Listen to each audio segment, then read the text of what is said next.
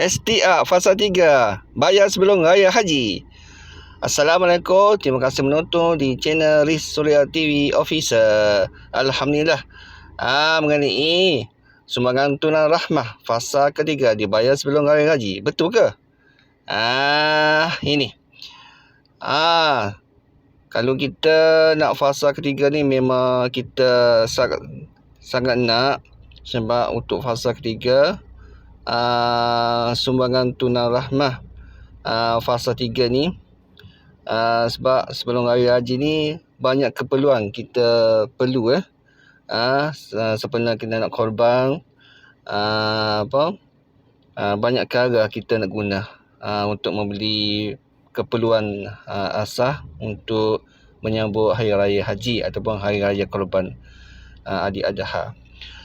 Okey, setakat ni belum ada pengumuman untuk pembayaran STA Fasa 3 sebelum Hari Raya Haji ni.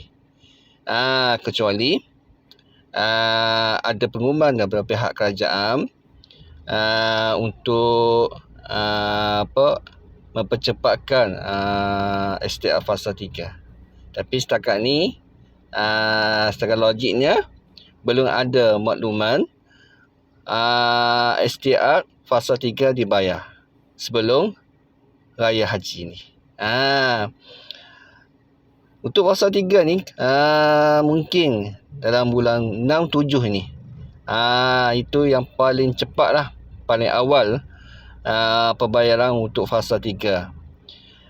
Untuk akan tetapi, jangan lupa sumbangan asal rahman ataupun SARA akan dibayar setiap bulan. Dan kita boleh membelinya melalui MyCard di kedai-kedai atau supermarket yang terpilih untuk belanja bulanan, untuk asas bulanan.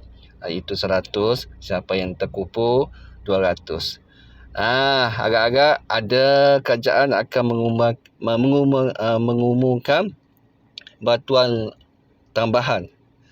Itulah kita agak semoga pihak kerajaan dapat mengumumkan satu bantuan one off untuk keperluan Hari Raya Haji ni. Itu harapan kita semua, sebagai rakyat Malaysia. Agak-agak kerajaan dapat mengumumkan ataupun menambahkan bantuan tambahan untuk sebelum Hari Raya ni. Tapi jangan berharap sangat lah, tuan-tuan.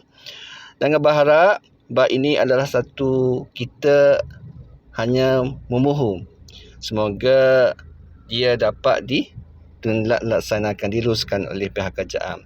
Tapi untuk STA Fasa 3 ni belum ada lagi pengumuman yang rasmi. Okey, jangan lupa subscribe, like dan komen. Kita jumpa lagi. Assalamualaikum.